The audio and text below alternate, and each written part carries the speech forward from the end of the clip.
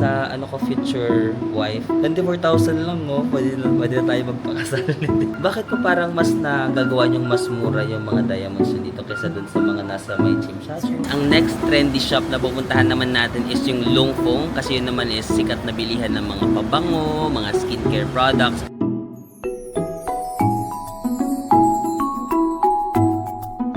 Hi guys! Welcome back to my channel. So for today's video, nandito pa rin tayo sa Hong Kong.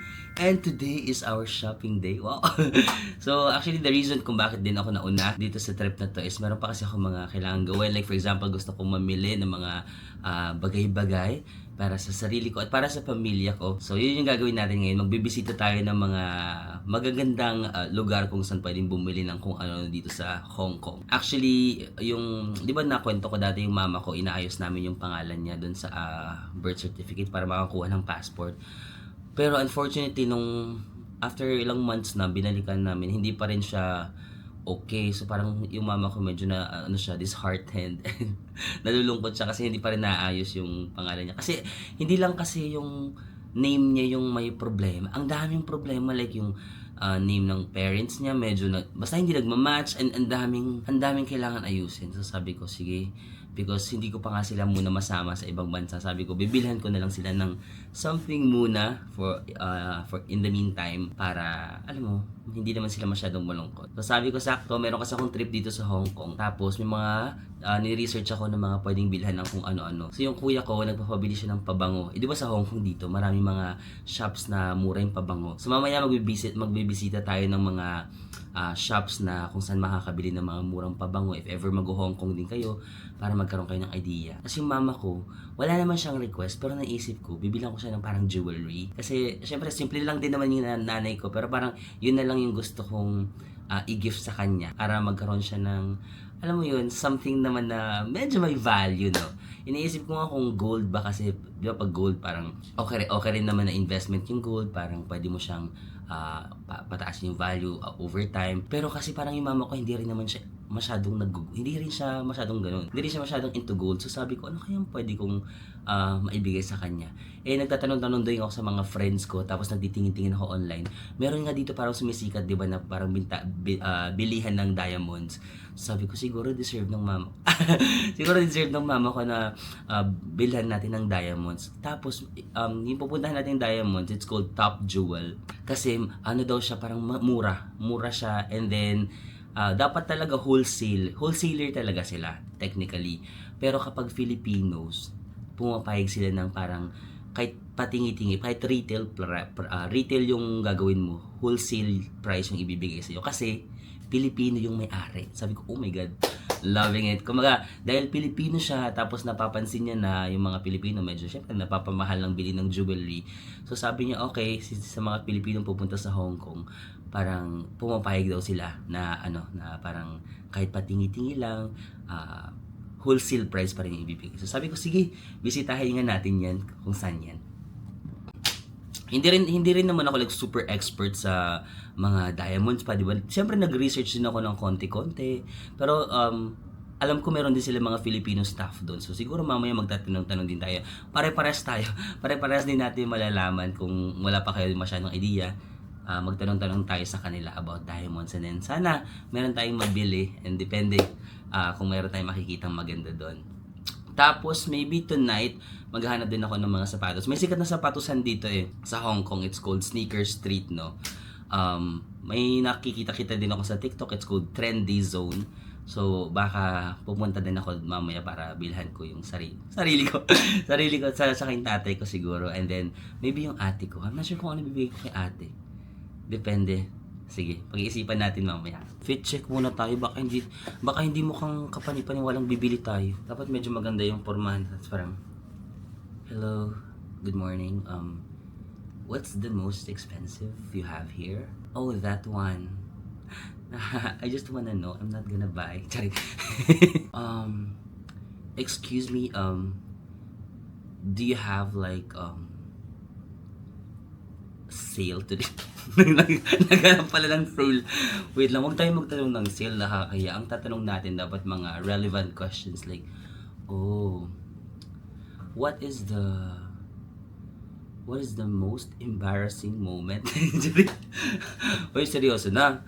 Ano kayong tatanong natin? Like, okay, so, what type of jewelries do you have? Hindi tayo mag-i-English kasi may mga Pilipino doon. Pero dapat medyo klase pa lang.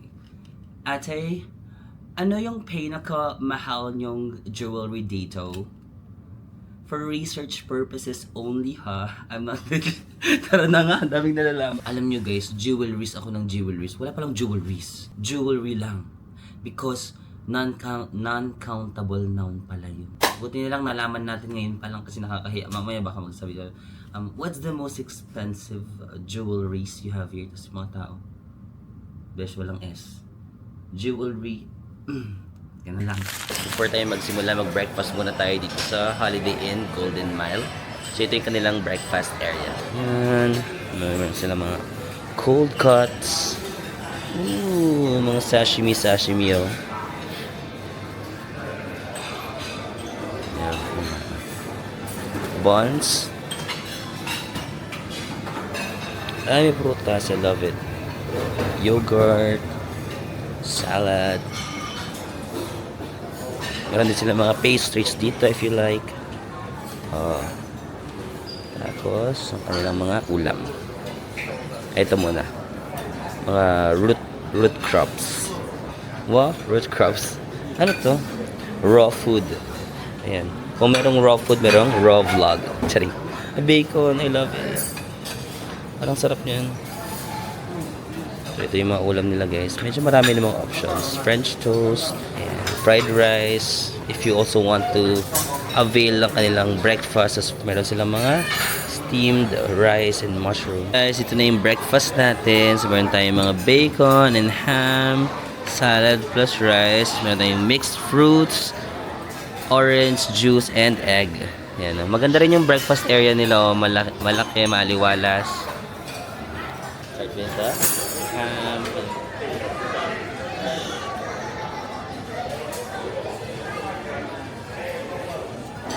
Dapat. Hindi matigas yung ham nila. Saktong lambot, I love it. Pero wala ba itong sinasawsawan? Tignan natin yung bacon. Yung bacon, dalawa yung option. Merong ganitong crunchy, merong malambot. So, depende sa preference mo.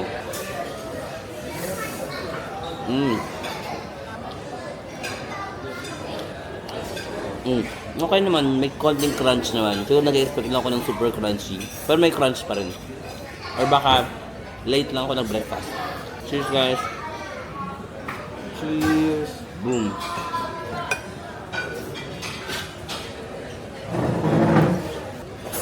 Cheers sa salad. Yes. Kala mo talaga healthy. Salad pero may bacon. Okay guys, ang next trendy shop na pupuntahan naman natin is yung Longfong, kasi yun naman is sikat na bilihan ng mga pabango, mga skincare products. Actually, maraming branches ng Longfong dito sa Hong Kong. Meron sa Tsim Sha Tsui, may sa Central, sa Mongkok, marami din dito sa Mongkok, hindi lang isa. Pero ang gusto kong puntahan is yung pinakamalaki. So, ito yata siya nasa Dundas Street. Ito yung street niya eh. Tingnan niyo lang, Dundas Street. Tapos may makikita kayo doong malaking building ito na Longfong. Ayan, Longfong. Malaki siya dyan, may second floor. So tara doon tayo. Guys, nasa Mongkok ako ha. Maraming Longfong dito. Kasi may mga nakita din akong Longfong dyan sa Mongkok. Pero dito tayo sa pinakamalaki. Ayan. Wow. So yan guys, sobrang laki ng store na to. May mga skincare products. Ayan. Grabe yung lawak. Parang ito yung pinakamalaking Longfong na nakita ko dito sa Hong Kong. Dito tayo sa may perfume section. Actually, itong Chanel Chance, sabi nila mura daw to. So, ayan. Meron silang 898 Hong Kong dollar. Meron din sila mga Bleu de Chanel. Dati nag Bleu de Chanel ako, ang pabango ko dati. May era ako na yun yung pabango ko. Meron din sila mga Bulgari. Ayan. Magkano ba yung ang bibiling ko sa kuya ko is itong Bulgari Man, itong Man in Black. 660 Hong Kong dollar. So, 660 Hong Kong dollar, mga 4,800. Pero kung bibili ka nito sa Philippines ng mga Bulgari, siguro mga nasa 8,000. Ba tama ba guys, no? Mga ganun. 8,000, 7,000. So, malaki talaga yung kamurahan dito sa Longfong. At sikat siyang bilihan. Tanong, tingin pa tayo ng mga... May mga different naman dyan ng mga Bulgari. Pero feeling ko ang bagay sa kuya ko is yung black. Men in black. Tapos, sa ate ko ang iniisip kong bilhin naman is itong YSL Libre. Libre, tama bang pagkakapronounce Libre? So, tayo sa EDP. Kaning EDP? 598. Ah, yun yung mas malaki. 760 Hong Kong dollar. Ang pabango pa kasi merong EDP, no? Yung P, medyo nagtatagal siya ng matagal. Yung EDT, yun yung medyo ilang hours lang, no? So, doon na tayo sa EDP. Mas mahal yung P, pero mas matagal kasi yung amoy niya. Ay, yung... Magkano yun? Merong 678. 100 ml yun.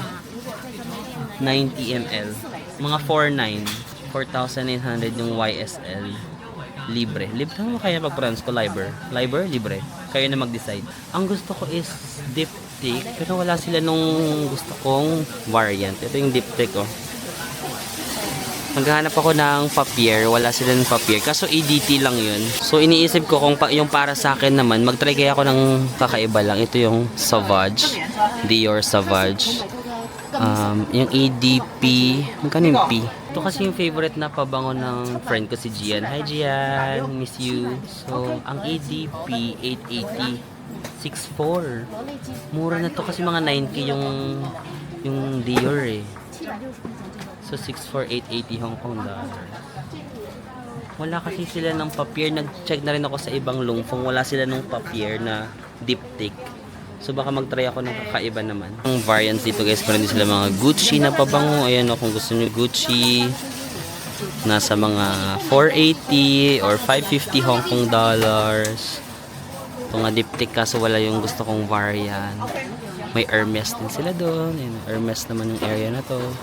Ayan, Hermes. Although dati kasi yung tatay ko nabigyan ko siya ng Hermes naman. Pero bigay lang sa akin yan. Meron akong perfume dati na Hermes na bigay sa akin. Tapos hindi ko masyadong ginagamit. Binigay ko sa tatay ko. Pero parang hindi niya rin naman masyadong ginagamit. Iniisip ko kung mag-shoes ako. Kasi baka hindi nakakasya sa luggage ko kung sapatos yung ipapasalubong ko. Kasi medyo spacious kasi ang sapatos, no? Medyo masikip na kasi yung bagahe ko. So pag perfume, parang feeling ko makakasya ko pa sila sa luggage ko. Yan na guys, you can visit Longfong, no? Dami din nilang mga vitamins dito. Centrum. Vitamin C. Magkano yung mga Centrum nila? Yung ganito, 140 Hong Kong dollars. Ang lawak, no? Tapos, ito parang umuuso daw to. Ayan, titignan ni ate. Kung into skincare naman kayo, parang sumisikat din daw ito. Parang kung gusto nyo maging makinis, sabi nila sumisikat daw to. Pero, nakakatakot na mga mag-try. Pero parang umuuso daw to sa TikTok. Also, ito yung parang magbabalat yung face mo. Ayan. Kung mahilig kayo sa skincare at updated kayo sa mga latest skincare products, pwede kayo dito sa Longfong. Itong Aqua Skin, parang sa Japan, may nabili akong ganito sa Japan. Aqua Skin. No? Parang Japanese nga yung sulat dito. Oh. Tama, made in Japan, oh. Made in Japan. I think this is a Japanese brand na Skin Aqua. Nung nag-Japan ako, nakabili ako ng ganyan. Okay din naman sa akin. Ginagamit ko siya pag winter or pag malamig kasi nagda-dry yung skin ko. Ina-apply ko siya sa mga dry na parts ng self ko. Which is skin. Yung mga skin surface, yung dry, kailangan ma-moisturize. Actually guys, yan. Sobrang lawak nitong Longfong dito sa may Mongkok. Gusto nyo rin ng mga ganyan. Ano ba to? Tea time. Mga panglinis. Glade. Ayan o. Toothbrush, toothpaste. Pag wala kayong baon sa Hong Kong. Mga panglaba. Ganito. Kasong bigat ito sa luggage. 52 Hong Kong dollar. Floor cleaner pala yun. Ala! Very Japan. Ganito yung vitamin C ko sa Japan, ha? Huh? Japanese ba to? Mukhang Japanese din, no? Yung sulat na yun, parang Japanese yun, eh. Ayan. Kung gusto nyo, dito nyo na kayo makabili. I-check nyo lang yung mga expiration date, guys, ha? Kasi ang balita ko, like, itong Longfong, mura talaga siya compared sa mga iba yung papamilhan dito. Pero sometimes daw, yung ibang mga products near expiration na. So, be careful na lang. For example, may mga bibili kayo mga medicines, ganyan. I-check nyo lang yung expiration. 27 to... Ano yun? 27 to... Kugets. Pero parang mga ganito yung mga vitamin C ko na binibili rin sa Japan. So, makikita nyo rin siya actually dito sa Longfong. Yan, mga Vaseline, 29 Hong Kong dollar. Kanilang mga Vaseline lotion. Cetaphil, oh my gosh, may ligaw ako sa Cetaphil. Pag nagaan ako facial wash, favorite kong facial wash by the way guys, Cetaphil Gentle Cleanser. Ito, ay, meron silang for oily skin cleanser. Daily facial cleanser. Pero, magkano ba to? 105. 105. So, mga 700 pesos tong malaking to. 473 ml. Oh my god, dito sa Longfong pala. Ay, oo, meron din sila mga pampasalubong, oh. 14 Hong Kong dollars. Kung gusto niyo ng mga chips, Doritos, 19 Hong Kong dollars. Parang pwede ka na rin bumili ng pampasalubong dito sa Hong Kong kung gusto niyo ng pagkain na pampasalubong, skincare, perfume. Gusto ko yung branch na to kasi ang laki ng branch. So parang ang dami mong pagpipilian. Oh, ang dami nilang chips.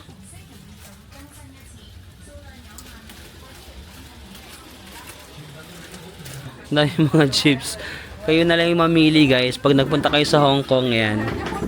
Pili na lang kayo ng mga gusto yung chips, candies, noodles. Yan o. Daming noodles. Ang laki, ang lawak dito. Milk tea. Almost everything, no? Almost everything na pampasalubong makikita mo na dito. Yeah, that one. Guys, ito yung parang gusto kong bilhin sa ate ko, YSL. Libre, mabango daw ito eh. And then, Bulgari Man in Black.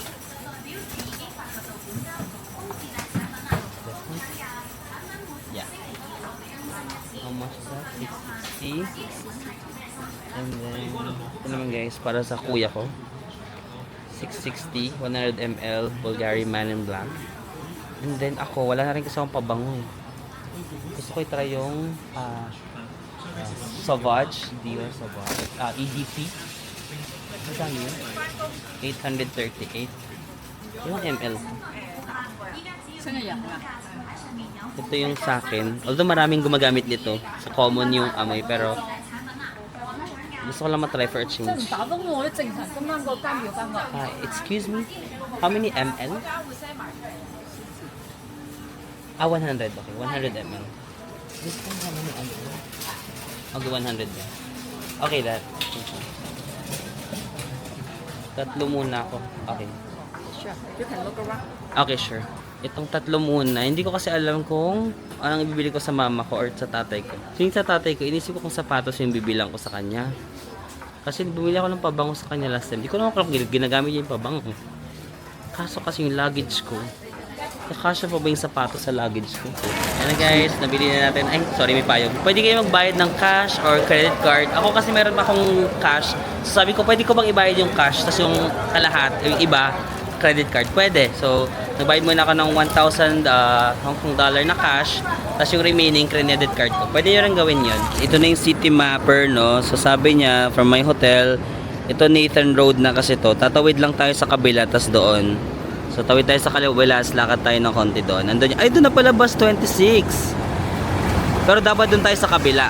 Merong bus 26 dito pero lalayo tayo. Dapat doon tayo sa kabila kasi doon tayong direction na yon.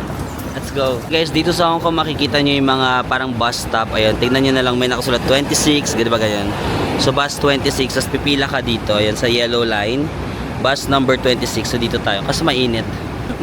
Mainit pa yan. Dito muna tayo pumila sa gilid. Hindi naman siguro sila magagalit kung dito lang muna ako sa gilid. Okay guys, nakasakay na tayo sa bus 26. Tapos siguro 26 minute na bus ride. Ito yung city mapper. Tapos bababa daw tayo doon sa Pak Kong Street, Hong Ham. Ito palang pupuntahan natin na jewelry shop. Kaya isa rin sa mga reason kasi nagtatanong ako bakit mura sila, kasi again nga wala siya dito sa parang commercial area. Marami ding jewelry shop dito sa Tsim Sha Tsui actually, pero very commercialized kasi siya, di ba, very touristy.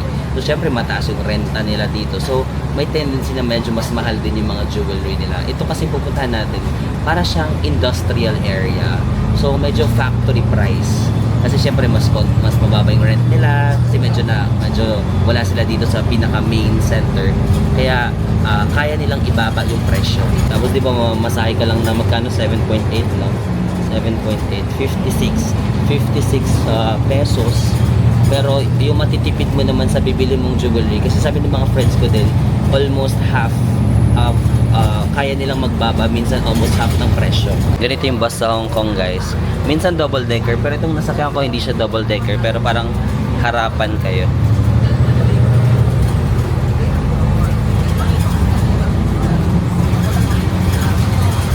Guys, joke lang, double decker pala yung nasakyan kong bus. Hindi ko napansin. Double decker pala, sorry. Guys, bumaba ako sa Pakong street ba yun? Pakong stage stop. Tapos lalakarin lang natin ng mga 6-7 minutes going to Peninsula Square. Let's go! Guys, nakarating na tayo dito sa Peninsula Square. Elevator lang tayo. Going to 17th floor daw sila. 17th. Guys, so nandito na tayo sa 17th floor ng building. Ang room yata is 1710. Saan ba yun? Ayun, dito yata. 1708 to 12. Dito, 1710. Wala ba mali ha? Parang office kasi siya. Tama kaya ito? Baka naman mali yung madorbelan ko. Ito. Doorbell. Hey guys, I think tama naman. Hello po. Hey guys, dito na tayo sa store nila. Ay, wow. Ang laki ng store nila. Sir, pa-register na lang po. Ay, sige, sure. Wait, maglalagin lang tayo guys. Name and contact number lang. Apo. Is pinaiwan lang nila yung bag dito, tapos ikaw naman maghahawak ng susi mo.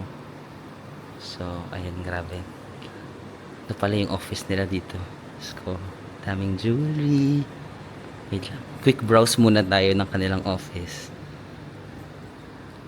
Oh my God! Merong view! May harbor view din pala dito. Oh. Yamanin. Ang ganda ng view ng office nila, no? Oh gosh, ito. Ang dami na nila mga diamonds dito. New arrival. Diyos ko, Lord. Ayan guys, oh. Sige, magtatanong tayo. Nahihiya ako, pero siguro kung may staff na dumadating dito, magtatanong-tanong tayo para magkaroon din kami ng ideas kung ano yung mga magagandang jewelry na bibili niyo. Pero ang gaganda guys. Nagniningning ang mga bituin. Sa area na to, ito yung parang mga earrings nila. Ayan. Sige, mamaya magtatanong tayo kapag may staff na dumating. Mayroon silang mga earrings, may mga necklaces. Ang ganda nito. Oh, nakakayaman-yaman.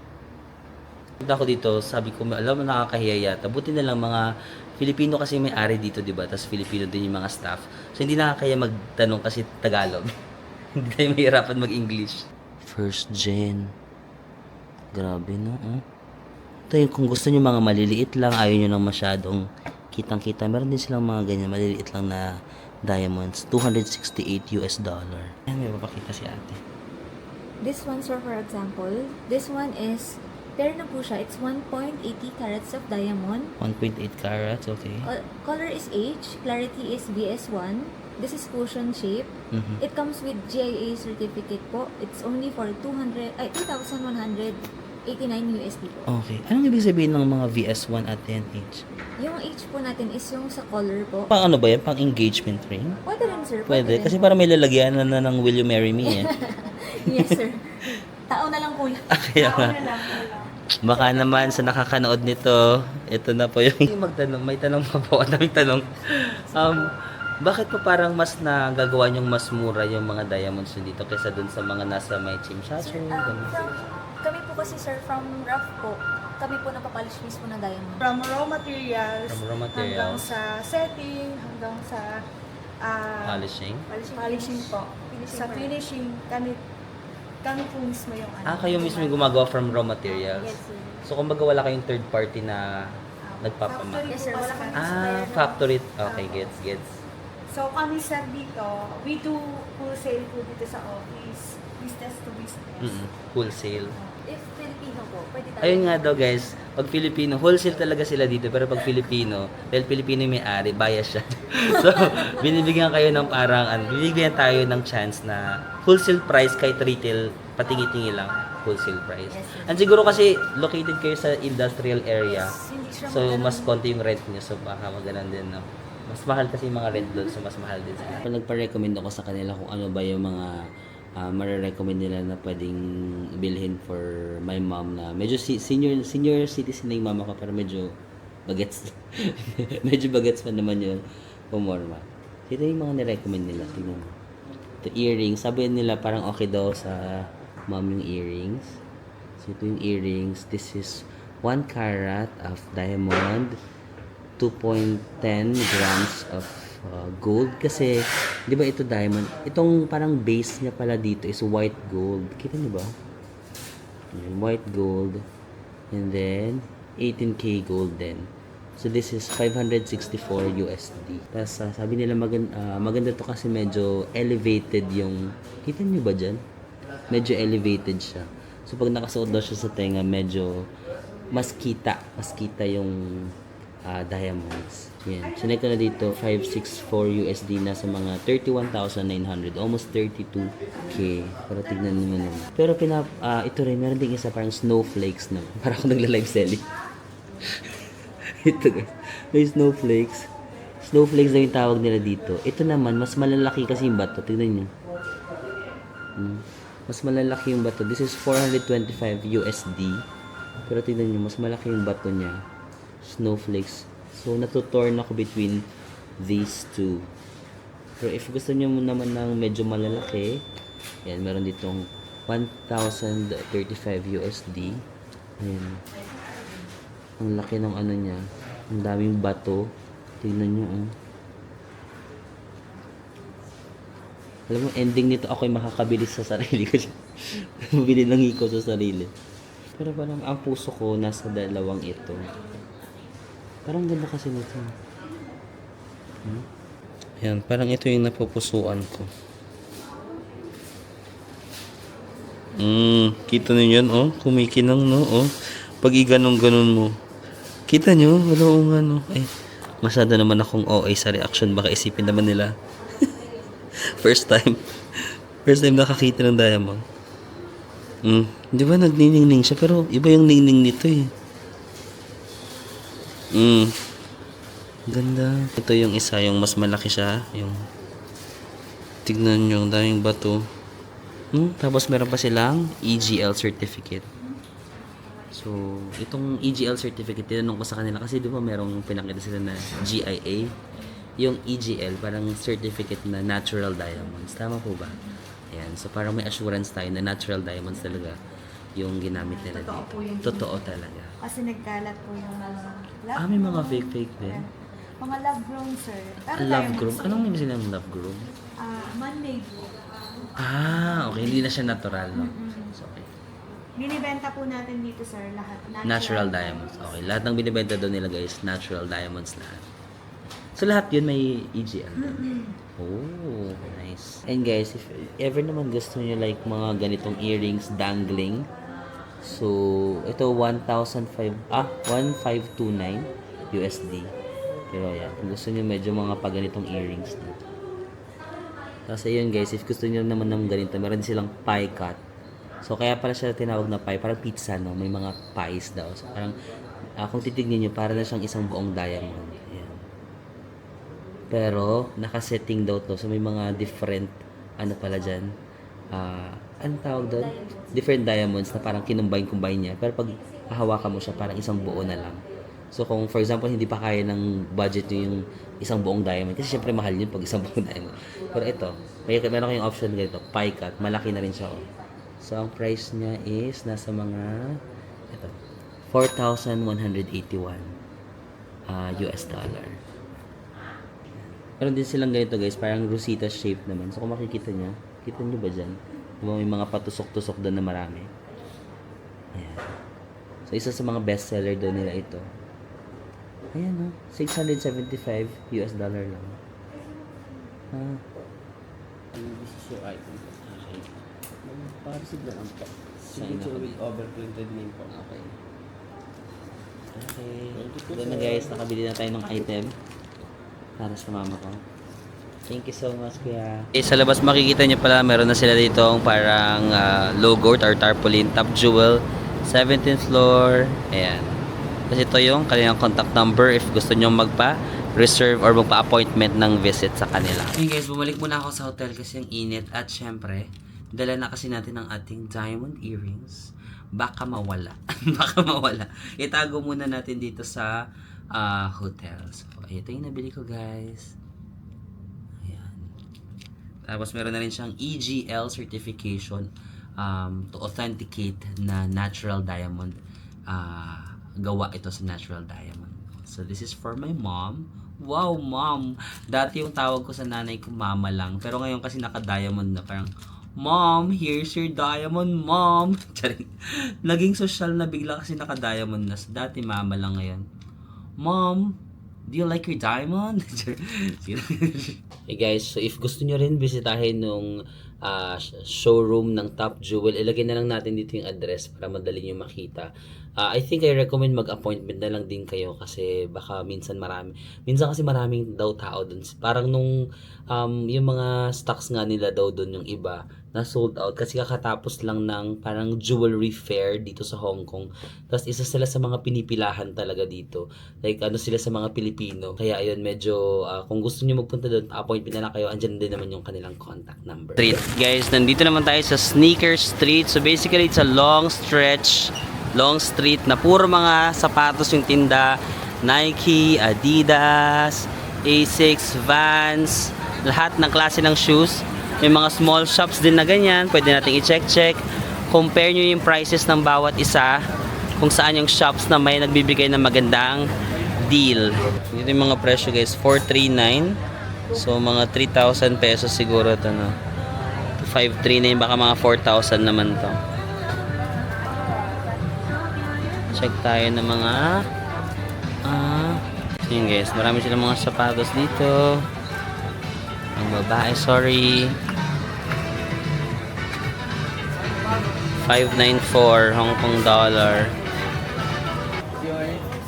Yes, ito naman mga 676. So mga magkano yun? Mga less than 5,000 pesos. Mga 4,000 plus. Let's see. Adidas 599.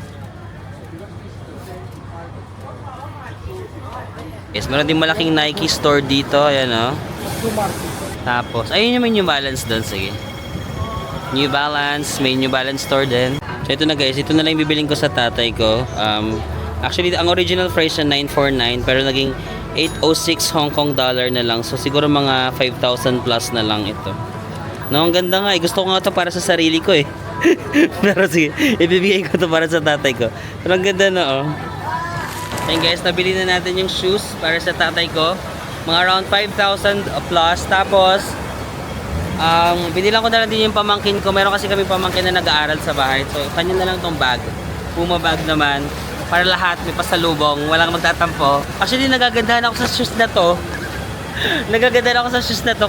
Pag bibili ako sa sarili ko na mamahalan ako, shit, 5,000 ang mahal. Nag-iisip pa ako. Pero pag sa ibang tao, na parang madali siya yung bumili para sa ibang tao. Pero pag sa sarili mo, namamahalang ka. Ganun talaga siguro.